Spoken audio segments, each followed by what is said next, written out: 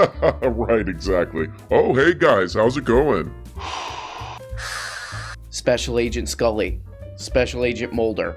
What do these things have in common? That's right. F***ing aliens, bro. They are here. They are here, goddamn you. Perfect. And they're ready to party. Okay. They've made contact. And as an offering of peace to the people of Earth, they have bestowed upon us humans a crystal flute. Every single person on this planet is gay. In recent reporting, author Michael Schellenberger writes that multiple sources have confirmed whistleblower David Grush's claim that the United States government possesses a number of non-human vehicles. Whoa. These non-human vehicles. Whoa. That is my own sperm. That is my own sperm. That is my own sperm. Schellenberger writes that the individuals said they had seen or been presented with, quote, credible and verifiable evidence that the U.S. government and U.S. military contractors possess at least 12 or more alien spacecrafts. A former Intel official turned whistleblower has given Congress and the Intel community, Inspector General, extensive classified information about deeply covert programs that he says possess retrieved and intact and partially intact craft. We actually got an audio recording of some of these craft landings. Let's hear that. Wow. That's right, guys. We got aliens. Here we go, guys. Some of the classified video that has been leaked of the aliens. Okay, so what is this here? This is a website called the Debrief. So they did this story about a guy's name. What is the guy's name? David Grush.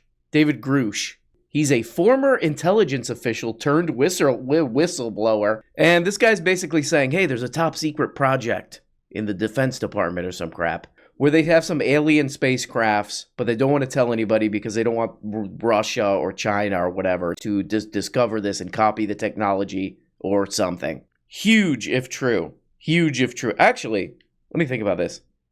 Yeah, it's probably the hugest thing of humankind, if true, right? Yeah, that is probably the biggest one. It's probably the biggest thing. I look at these aliens and They make me vomit.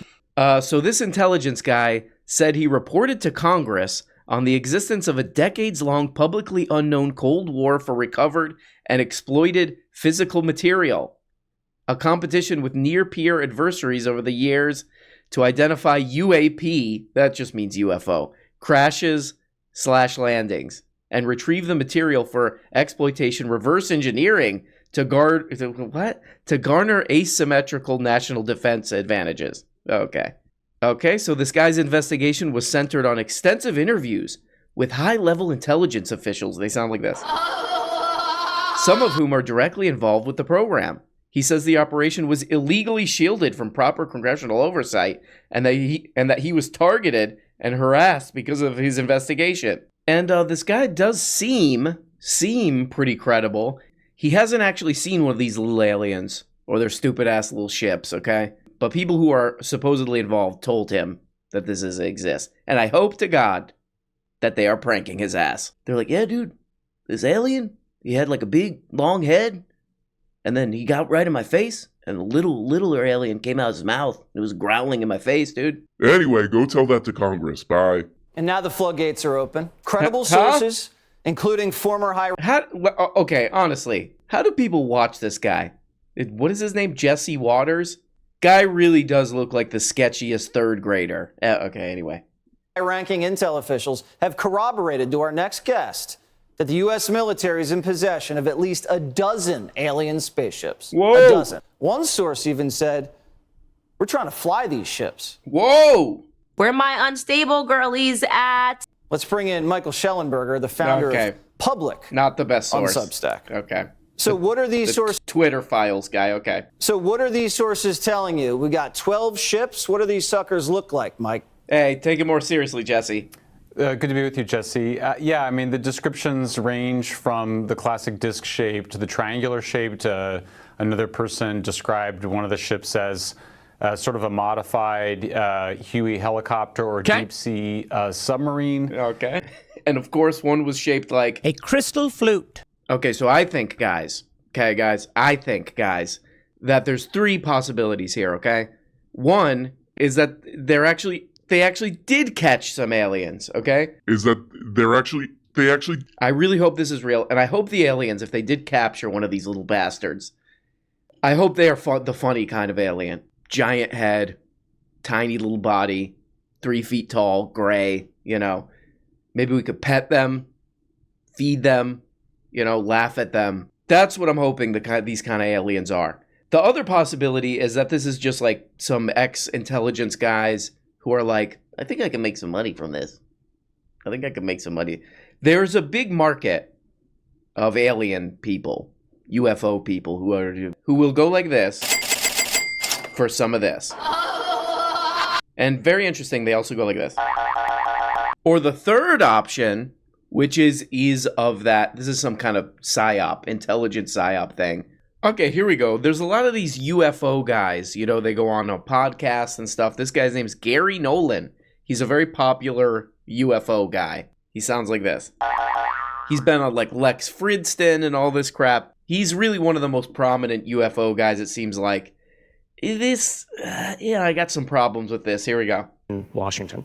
And so let's just create kind of like a logical framework here. So we start at the top. We say now there's 100% probability that extraterrestrial intelligence has visited Earth. Okay. Now we have to go down to why that statement may be true, why you believe that statement. 100%. Okay. So it's 100% true that aliens have already arrived. Here we go. It's true. What is the evidence? And I think perhaps we all may have to read between the lines a little bit here. You may not maybe divulge everything, but in your opinion, what do you believe to be the most compelling evidence to support that statement? Well, I think the most compelling evidence is you just need to look at what your government is doing right now about it. I mean, just go and look at the number of politicians, and this is interesting, on both sides of the aisle who have come together and signed off on this statement. I mean, I was involved last year with putting together some of the wording of that, the NDAA, which was passed into law.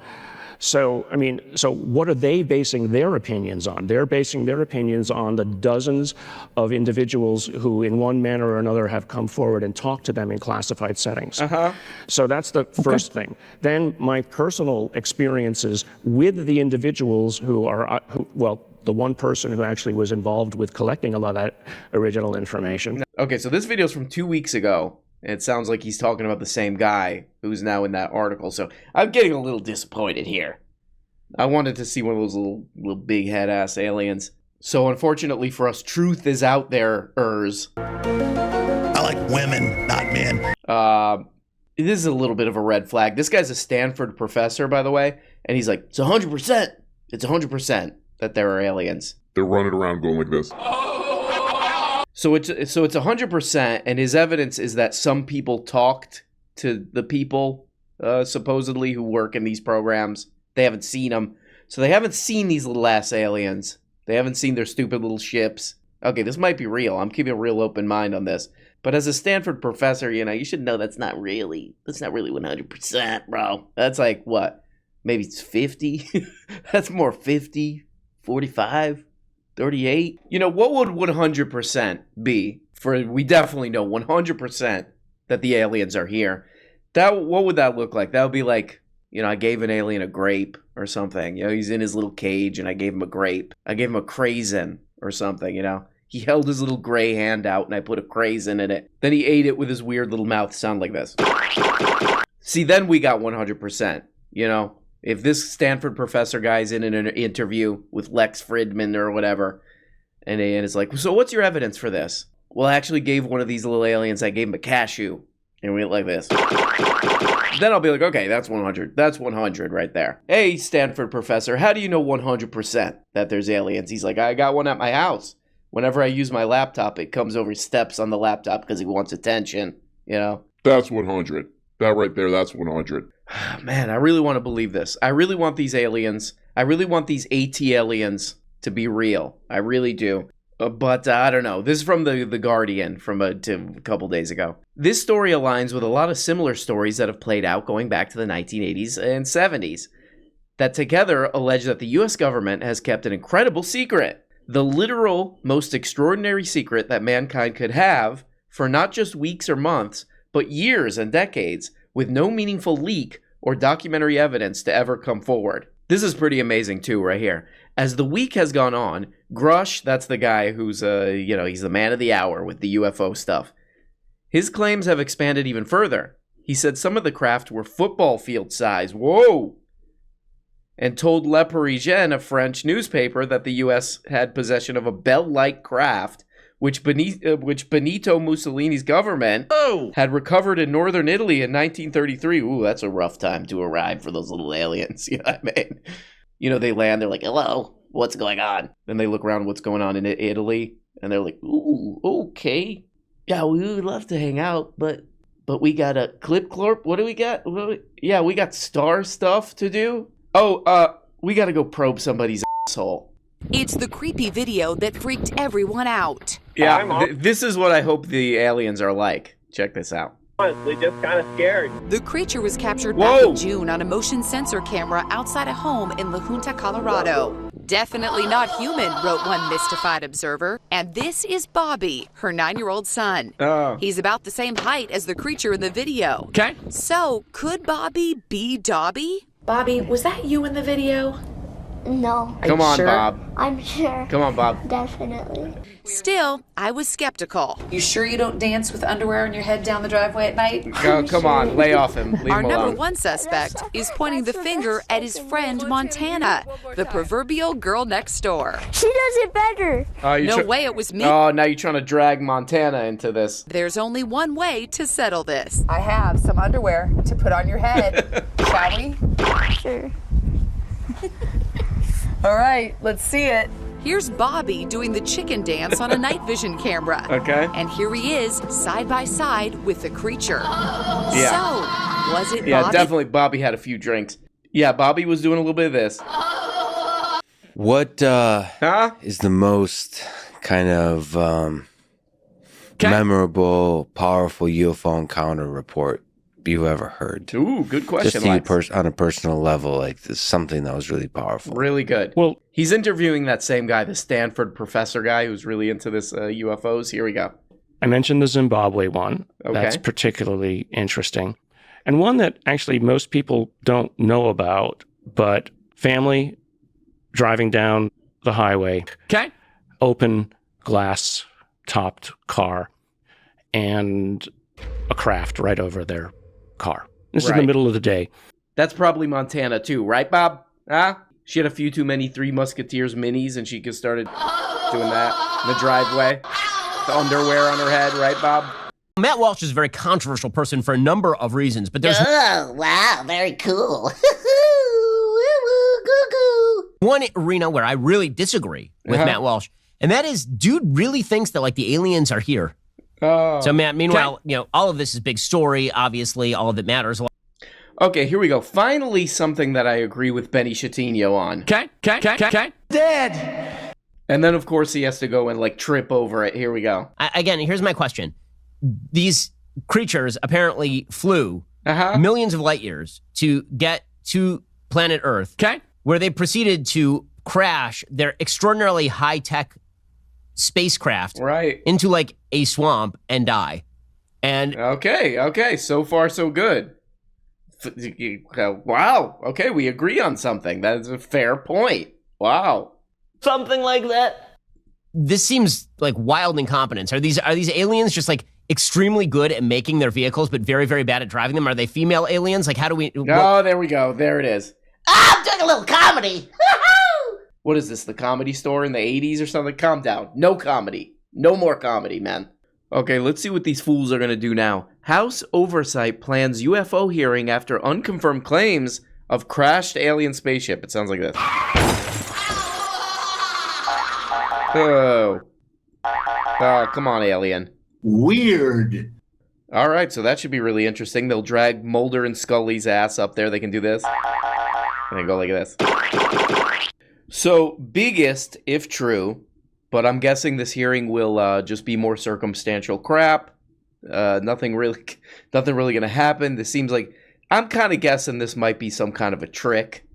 who knows? This might be coordinated, inauthentic behavior. Thank you, Mark. But guys, the truth is out there. And the truth is that I never sucked any ding-dongs. Thank you so much, guys. It's not the best day. It's not the best day, but we're not going to dwell. We're going to move right past it. Hope you guys are doing good. Love you so much. Hope you're keeping it weird.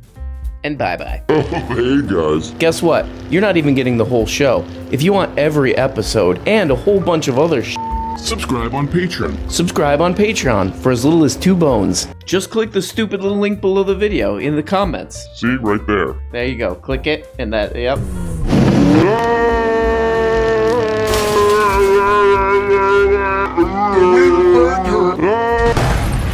When you become a patron for as little as 2 bones, you get the Tuesday, Thursday, patron-only episodes. You also get the weekly Book-a-Blega show where we talk about important books. The questions and comments thing where you can ask questions and make comments and all this crap. All for less than the price of a rancid Charleston Chew. And for only 25 putrid little dollars, you can become a producer. That's right, support the show and get your name up here. Look at these people. Look at these people that make the show possible, okay? God.